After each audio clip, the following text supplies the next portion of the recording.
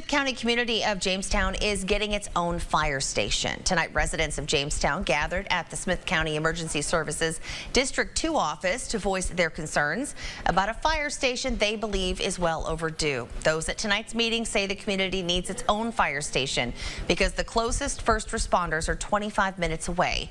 They say this is compounded by the fact that Sky Ranch neighbors the community. After the motion is to construct the station passed with a 3-2 vote, we spoke with Commissioner Charles Wilson, who called the meeting for that purpose.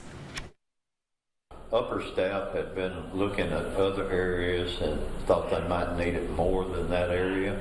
But when you hadn't had a station that I can remember in 74 years now, never had one, and the rest of the county's got at least a station or two, or maybe three, that it was time.